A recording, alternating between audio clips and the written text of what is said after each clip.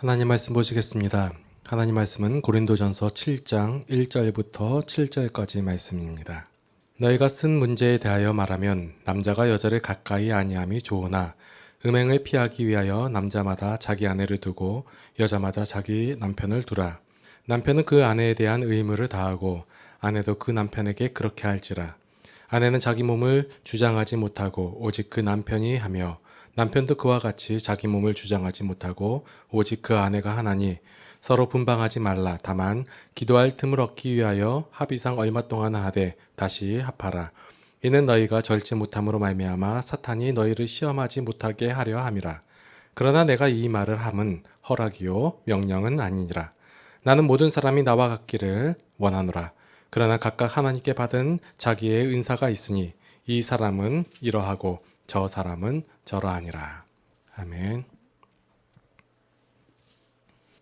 사람들은 무엇인가 얻고자 하고 그것을 얻었다면 그것에 상응하는 대가를 치르는 것이 당연하다고 생각을 합니다. 무엇을 얻고자 한다면 그것을 얻기 위해서 그것에 상응하는 노력이나 열정이나 어떤 대가를 미리 지불하든지 아니면 그것을 얻었다면 그 얻은 것에 대한 값을 치르는 것이 당연하다, 인지상정이다 라고 생각을 합니다. 이러한 것이 일반적인 가치관입니다. 그런데 기독교는 여러분들이 기억해야 할 사실이 무엇이냐면 기독교는 은혜와 사랑의 종교라는 것입니다. 자꾸 이 사실을 잊고 아니면 소홀히 여기고 하니까 원래 알고 있던 우리가 일반적인 가치관을 가지고 종교 생활을 합니다. 그래서 많은 불편함과 어려움이 나타나는 거예요. 여러분 계속해서 제가 기도할 때 항상 쓰는 단어 있죠? 사랑과 은혜가 풍성하신 이거예요.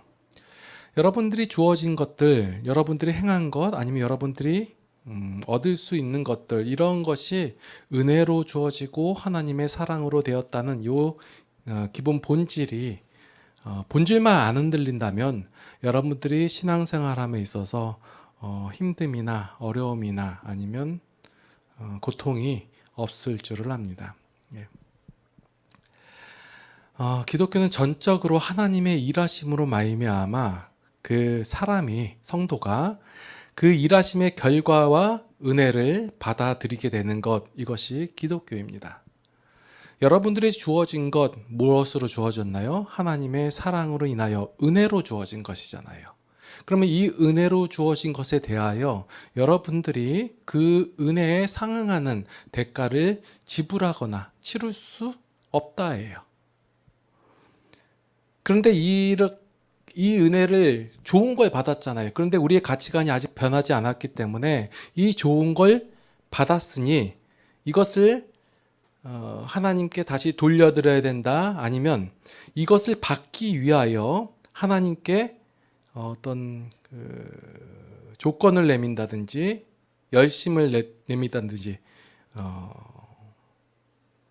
이렇게 하는데 문제가 있다라는 거예요.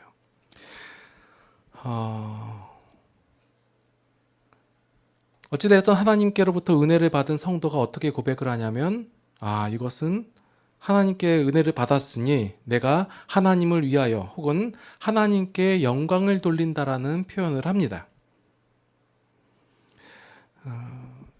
오늘 할 얘기가 뭐냐면 여러분들 하나님께 영광을 돌린다라고 하는데 하나님께 영광을 돌린다, 하나님께 뭐라고 해요? 하나님을 위한다라고 하는 것,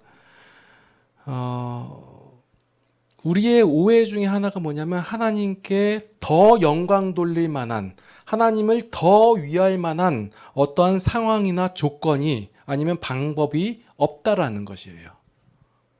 우리가 일반적으로 알고 있는 내용 속에서는 하나님께 더 영광 돌리고 또한 하나님께 하나님을 더 위할 수 있는 방법이나 상황이나 조건이 존재한다고 생각하고 그렇게 신앙생활을 하는데 하나님께 하나님께 영광 돌릴 만한 더 나은 길이 없다라는 거예요. 그래서 많이 등장하는 게 뭐냐면 하나님께 대한 그 열심이 더 많아지면 어떤 증상이 나타나냐면 더 많은 상황과 조건, 방법들이 등장을 해요. 하나님을 더 영광스럽게 하기 위해서는 이러한 방법을 해야 되고 하나님께 더 영광을 돌리고 하나님을 위해서라면 더 많은 상황과 조건이 등장을 해야 된다라고 얘기를 한다는 거예요. 그 내용 중에 일부가 무엇이냐면 너희가 일상생활에서 이런 것은 금지해라, 하지 마라 이런 거예요. 그게 만약 뭐 금식을 해라 아니면 주일날 너희가 오락을 행하지 말아라. 옛날에는 그랬죠. 그 먹을 것도 못 사 먹겠어요. 가게 가서 사 먹고 돈 쓰지 말라고 그러고. 예. 이런 일들 뭐 당장에 그 구약의 율법만 보더라도 이런 것을 하지 말라는 게 해라라는 것보다 하지 말라는 게 더 많아요. 365가지에 하지 말라는 거하고 248가지 해라라는 종목들 613가지 조항 보면 뭐 그렇게 나와요. 무엇은 하지 마라, 이렇게는 하지 말라라고 이렇게 금지해요. 그래서 그러한 것을 더 하면 그러니까 내 자신을 복종해가지고 쾌락을 쫓지 않고 하나님께서 주신 그러니까 삶 속에서 절제하고 금욕을 하면 그것이 결국 하나님께 영광을 돌린다라고 생각을 한다라는 거예요. 목사님 그게 뭐 잘못됐습니까? 라고 물어볼 수 있잖아요. 그죠? 하나님께 영광 돌린 게 뭐가 잘못됐어요? 근데 이 근본적인 생각 속에 뭐냐면 하나님께서 나에게 은혜를 주셨다라는 것이 조건으로 생각하기 때문에 그렇게 반응이 나오고 아니면 더 큰 은혜를 받기 위한 방법으로서의 절제, 금식, 금지하는 것을 둔다라는 거예요. 우리나라의 초기 기독교에서도 마찬가지로 이렇게 금지하는 것이 더 많은 비중을 차지하고 있어요. 그래서 마치 이런 것을 안 하는 것이 신앙생활을 올바로 하는 것처럼 느껴진다는 거예요. 왜 이런 얘기를 하냐면 오늘 본문 내용 속에 보면 뭐 결혼은 하냐 마냐 이런 얘기가 나와요. 그래서 말씀을 드리는 거예요. 무엇이 더 하나님께 영광 돌리는 거예요? 무엇이 더 하나님을 위하는 거예요? 요거에 대한 질문을 하기 위해서 이런 얘기를 하는 거예요. 그러면 우리가 처음 이제 성경 전체를 한번 살펴봐야 되잖아요. 자, 태초에 하나님께서 천지를 창조하셨죠. 왜 창조하셨죠? 성도를 위하여. 하나님은 완전하시고 온전하시기 때문에 더 이상 필요하거나 부족함이 없으신 분이잖아요. 그러한 분이 세상을 아름답게 창조하셨어요. 누구를 위하여? 사람을 위하여. 모든 것을 다 허락하셨잖아요. 하지 말아라 한 거 있어요? 한 가지 있죠. 선악과 따먹지 말아라. 이거 한 가지. 선악과를 대표할 수 있는 게 죄 한 가지만 빼고 하나님께서 모든 것을 허용하셨어요. 사람이 혼자 아담을 창조하셨을 때 홀로 독처하는 것이 보기 별로 안 좋으니까 하나님께서 어떻게 했어요? 하와를 만드셨잖아요. 그리고 부부가 되게 하셨잖아요. 그게 심히 좋았다고 말씀하셨잖아요. 그럼 사도 바울은 오늘을 보니까 살 수만 있으면 니들은 결혼하지 말고 나와 같이 살아라라고 얘기하는 건 하나님의 뜻에 하나님의 행하심에 역행하는 일이네요. 우리가 성경의 한 부분만 보지 말고 전체를 한번 보자고요. 앞에서 태초에 하나님께서 우리를 위하여 사람을 위하여 성도를 위하여 모든 그 안에서 우리가 행복과 기뻐하면서 살아가기를 원하셨는데 그렇게 살아가시고 다 허용하시고 단 죄 하나만 빼고 그런데 왜 우리가 스스로 이 하나님께서 허락하신 것을 다 금지하고 절제하고 그러냔 말이에요. 그것이 마치 하나님께 영광 돌리는 것처럼. 문제는 바로 죄예요. 성도가 가장 주의 깊게 조심하게 바라봐야 할 내용은 바로 죄예요. 이 죄가 모든 것을 어그러뜨리고 왜곡하였을 뿐이지 하나님께서 우리에게 주신 것은 모두 우리의 행복을 위하여 주신 하나님의 은혜라는 거예요. 다시 얘기해서 우리가 어떤 상황과 조건과 어떤 방법이 나오면 우리가 더 하나님께 영광을 돌리고 더 하나님을 위할 것이라고 생각하지 그렇게 생각하지만 더 나은 조건, 더 나은 상황 같은 게 없어요. 이번 주와 다음 주에 이어서 계속해서 말씀드릴 내용이지만 사도 바울은 어떠한 것이 더 낫다, 어떤 것이 더 좋다, 이렇게 해라, 다 이렇게 해라라고 얘기하는 것이 아니에요. 당시에 노예제도 있었잖아요. 그죠? 그 고린도 교회에서 보면 그 하층민들도 많았고 노예도 있었고 상류층도 있었고 그래요. 그럴 때 노예인 사람들 다 너희가 자유함을 얻어라. 하층민에 있는 사람 너희가 다 상류층으로 옮겨가라. 이렇게 요구하지 않았다 해요. 그런데 우리는 지금 계속해서 무엇을 요구하냐면 나의 상황과 우리의 상황과 우리의 조건들을 다 바꿔주십시오. 그러면 우리가 하나님을 영화롭게 할 수 있을 것입니다. 라고 얘기한다라는 거예요. 그 내용 속에 하나가 오늘 이제 결혼에 대해서 말하는 거예요. 자, 본문에서 사도 바울은 결혼에 대해서 말하고 있는 것처럼 보여요. 그러면 여러분에게 질문 다시 드릴게요. 결혼하는 게 좋습니까? 안 좋습니까? 참 감사한 일은 우리가 그래도 부부가 많이 나와요. 그 혼자 나오시는 분보다. 자, 하나님의 원래 뜻은 뭐라고 했죠? 부부로 같이 사는 게 좋다고 했죠. 예. 그런데 왜 요즘은 결혼 안 하고 혼자 사는 게 좋다고 얘기해요? 그래서 저기 그 사도 바울 혼자 살았으니까 천주교 신부님들은 혼자 사시잖아요, 그죠? 그리고 그 수녀님들도 그렇고. 어느 게 더 옳아요? 결혼하신 분들한테 어떤 분들한테 얘기해 보면 제가 만약에 총각이에요. 그러면 결혼하는 게 좋습니까? 그러면 하지 말라고 얘기하고 어떤 분들은 하라고 얘기하고 뭐가 옳은 거예요? 사도 바울은 본문에서 결혼하는 것보다 안 하는 것이 더 좋다고 말하고 있어요. 물론 이것은 명령이 아니라 권면이에요. 지금 7장 1절에 보니까 너희가 쓴 문제에 대하여 말하면으로 시작해요. 이것은 그 고린도 성도들이 질문을 한 것 같아요. 어떻게 하는 것이 하나님을 기쁘게 하는 것이고 어떻게 하는 것이 신앙생활을 올바르게 하는 것이고 어떻게 하는 것이 하나님께 영광을 돌리는 것이냐라고 물어보는 거예요. 이 질문 속에서는 여러 가지 내용이 포함되고 있는데 하나님을 기쁘시게 함으로 자신이 원하는 것을 얻고자 함도 있을 것이고 아니면 하나님께서 나에게 주신 명령이야 평생에 주어진 명령이기 때문에 이 명령을 수행하기 위해서 그렇게 하기 위해서 물어보는 것도 있을 것이고 하나님께서 베푸신 것에 대한 감격함으로 그에 대한 반응으로 그 하나님을 그냥 즐겁고 기쁘시게 하기 위한 그 내용 속에서 이런 질문들을 했을 거예요. 어떻게 하는 게 더 옳은 것이냐? 어떻게 하는 것이 더 좋겠습니까? 각각의 어떤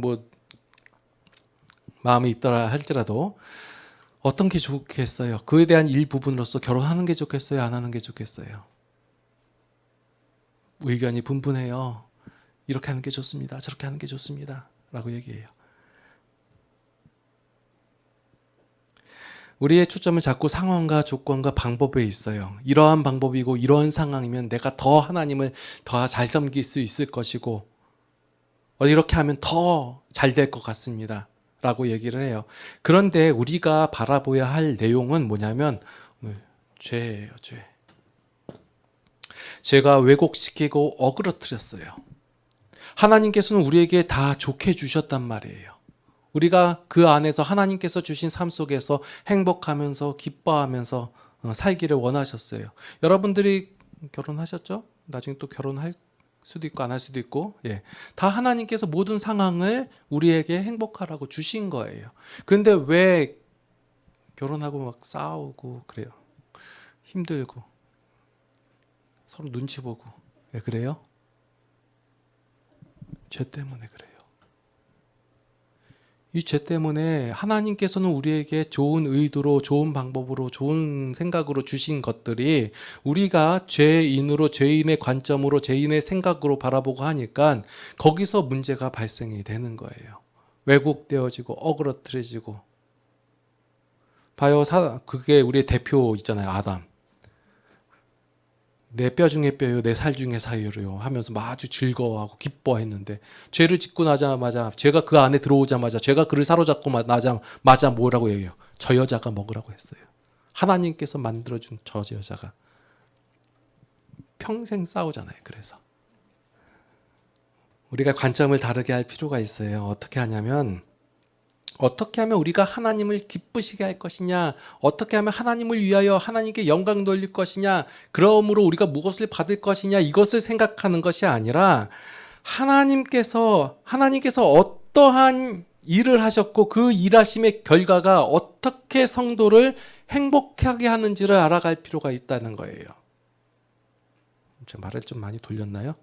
그러니까 여러분들이 어떻게 하면 하나님을 기쁘시게 할 것인가, 어떻게 하면 영광을 돌릴 것인가, 여기에 초점을 맞추지 마시고 하나님께서 어떻게 일하셔서 나로 하여금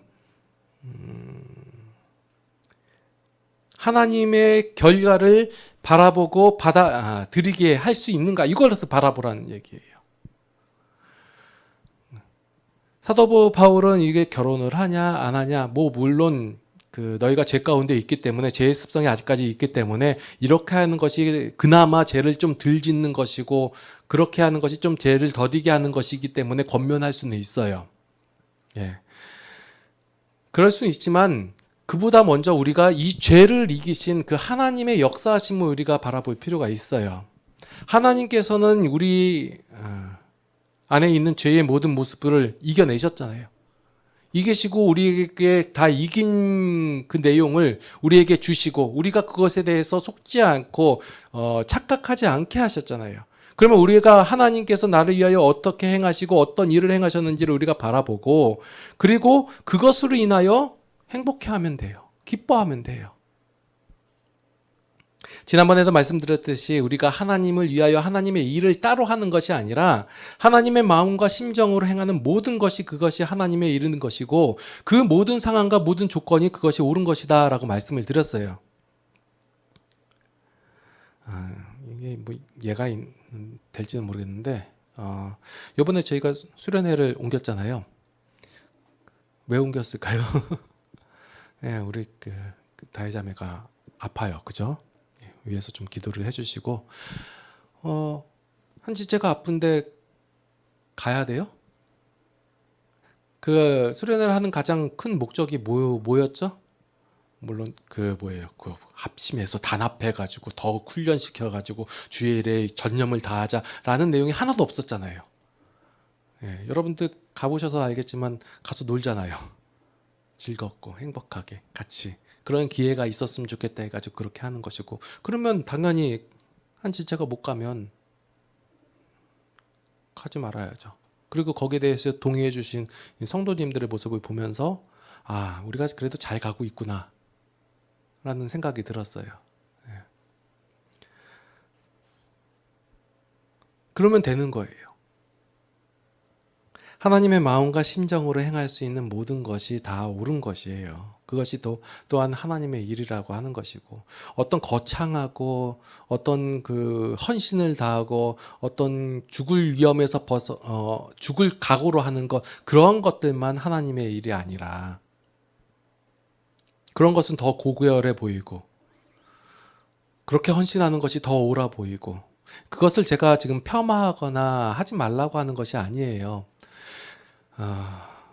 이 말을 여러분 잘 알아들으셔야 하는데, 예를 들어서 어떤 사람이 목숨을 내걸고 전도를 해서 선교지에 나가서 해가지고 결국 목숨을 잃어요.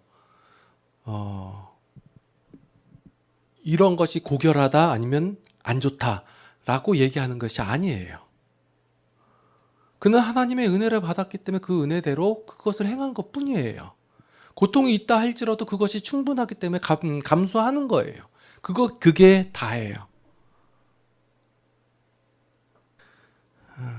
우리의 모습 가운데 어떤 게 있냐면, 우리는 자꾸 하나님께 헌신하기 위해서 어떤 상황과 조건에 자꾸 치중을 하고 그래요. 그런데 하나님의 더 영광 돌리기 위한 상황과 조건이 없다라는 거예요. 이러한 상황이면 이렇게 고생을 하고 이렇게 금욕을 하고 이렇게 금식을 하고 이러한 헌신을 하면 이것이 더 하나님께 영광을 돌리겠지. 아니요, 하나님의 관점은 그렇지가 않아요. 하나님은 우리가 행복하게 되어지고 우리가 하나님의 뜻을 알아서 그 마음 가운데서 행하는 걸 원하시는 거예요. 그것을 기쁨으로 하게 되잖아요. 그게 다예요. 중요한 것은 우리의 싸움이 어떤 상황을 바꿔주십시오, 조건을 변화시키십시오, 이러한 방법을 주십시오에 대한 것이 아니라 죄에 대한 것이라는 거예요. 죄에 대한 것을 물어보면서 자꾸 상황과 조건에 대한 해결책을 달라고 하는 것이 우리의 모습이라는 거예요. 여러분들의 문제는 뭐라고 했죠? 죄예요. 그런데 이 문제를 해결하기 위해서 우리가 원하는 것은 어떤 더 좋은 상황, 어떠한 조건, 어떠한 방법을 얘기한단 말이에요. 지금 고린도 교회인들도 그런 것을 질문하고 있는 거예요. 사도 바울은 계속 하나님의 은혜와 죄의 문제를 얘기하고 있어요. 그런데 고린도 교회 성도들이 무엇에 대해서 질문하냐면 지금 우리 가운데 이런 문제가 있습니다. 결혼하고 나서 보니까 이렇게 싸우는데 어떠한 조건과 상황이 되어지고 이것을 해결하기 위해서 방법을 제시해 주십시오라고 얘기를 한단 말이에요.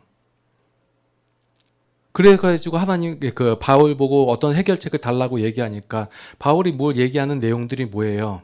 이것은 권면이다, 명령이 아니다. 이런 내용 중에서 이렇게 행하는 것이 더 좋을 수도 있을 것이다라고 권면하고 결론으로 얘기하는 내용이 뭐냐면 7절 내용을 볼게요. 나는 모든 사람이 나와 같기를 원하노라. 그러나 각각 하나님께 받은 자기의 은사가 있으니 이 사람은 이러하고 저 사람은 저러하니라.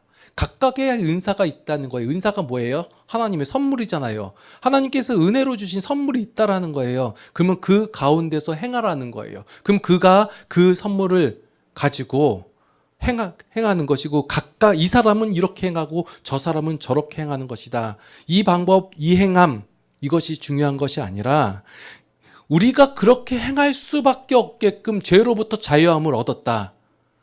우리의 문제, 가장 죄의 문제, 큰 문제인 죄의 문제가 해결되었다. 이것이 무엇으로 되었냐? 하나님의 은혜로 되었다라는 사실을 알고 그 사실이 날마다의 삶 속에서 고백되어질 때 우리가 하나님의 마음과 심정을 가지고 행할 수 있다라는 거예요. 이걸 제가 두리뭉실하게 막 얘기하는데 여러 가지 예들이 있어요. 지금 기찬이와 기주가 우리 주중에 와서 같이 점심을 먹어요. 근데 지난번에 한번 이렇게 밥을 먹게 하는 것은 왜 오라고 할까요? 뭐 어떤 목적이 있어서 오라고 할까요? 뭐 어떤 사람은 그렇게 얘기할 수도 있겠지만 저는 전혀 그런 얘기하고 그냥 여건이 되니까 상황이 되니까 와서 먹으라고 그래요. 그런데 하늘날 기주가 기분이 안 좋아져 가지고 안 왔어요. 그럼 저는 배가 골봐 봐야 돼 하고 얘기하고 와이프는 그래도 배고프면 안 되니까 그 밥을 도시락 싸서 보내줘요. 이렇게 해도 되고 저렇게 해도 돼요. 그냥 그 마음 가운데 하나님의 심정만 있으면 돼요. 얘가 잘 표현이 되나요? 우리가 집중하고 그래서 제가 말씀드리는 것은 여러분들이 막 집중하고 이런 상황, 이런 조건, 이런 방법에 포커스를 너무 두지 마시고 물론 그런 것도 중요하긴 하지만 필요하긴 하지만 여러분들이 관심 가져야 할 것은 하나님이 내 안에 어떻게 행하시고 계시고 하나님께서 어떠한 일을 행하시고 계시고 나의 처절한 문제가 무엇인지를 바로 아는 거예요. 제가 말씀을 읽고 계속 이렇게 하면 할수록 느껴지는 것은 무엇이냐면 진짜 모른다예요. 그래도 꽤나 읽었다고 하고 꽤나 생각했다고 고민했다고 생각하는데 여전히 모르겠다예요. 오늘 본문 내용도 설교 내용도 80%를 오늘 아침에 바꿔버렸어요. 여태까지 준비한 거 빼고. 뭐예요? 저는 이렇게 할 때마다 느껴지는 내용, 그러니까 알게 되는 내용이 무엇이냐면 진짜 내가 노력하고 내가 해가지고 되는 것이 없구나. 나는 진짜 하나님 앞에서 모르는 존재이구나. 연약한 존재이구나. 이런 거예요. 그래서 그러니까 제가 바라봐야 할 내용은 뭐냐면 이런 연약한 존재, 이런 그 죄에 넘어질 수밖에 없는 존재, 죄에 사로잡힐 수밖에 없는 이러한 존재가 바로 설 수 있고 이러한 그 하나님의 심정이 조금씩 드러나는 것은 바로 하나님께서 행하신 결과구나. 하나님께서 일하신 결과구나. 이것이 하나님의 은혜구나. 이것을 고백하는 것이 신앙이에요.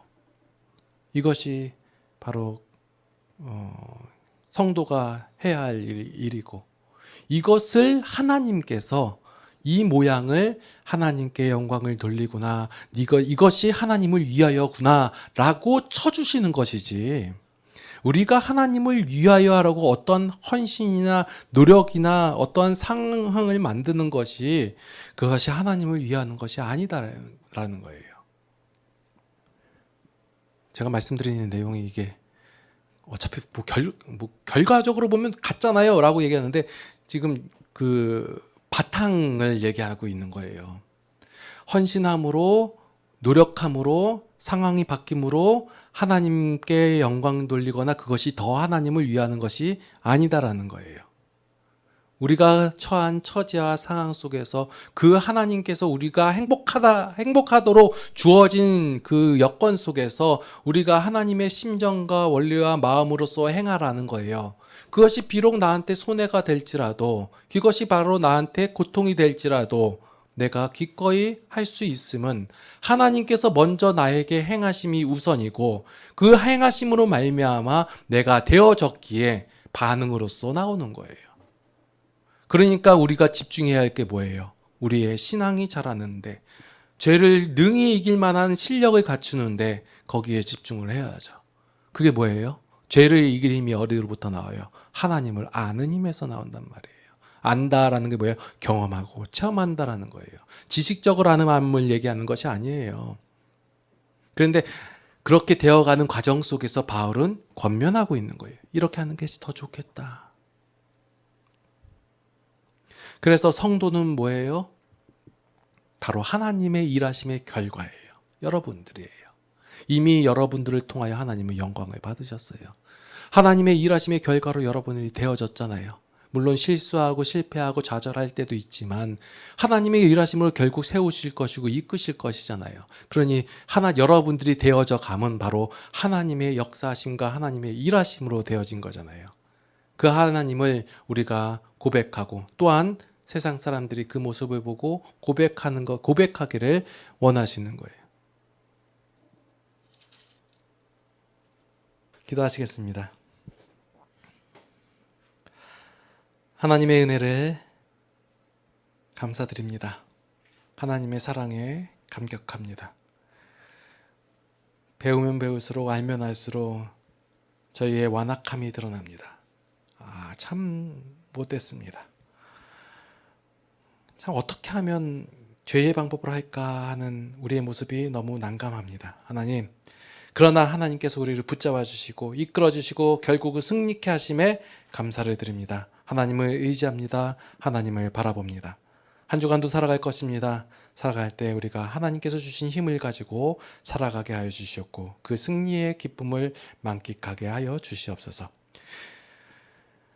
이제는 우리 주 예수 그리스도의 무한하신 은혜와 하나님 아버지의 극진하신 사랑하심과 성령님의 감화, 감동, 교통, 인도, 보호, 역사하심이 이제 하나님 안에서 그 하나님의 심령과 마음으로 세상을 승리하기를 원하는 모든 성도들 머리 위에 이제로부터 영원토록 함께 하시옵기를 간절히 축원하옵나이다. 아멘.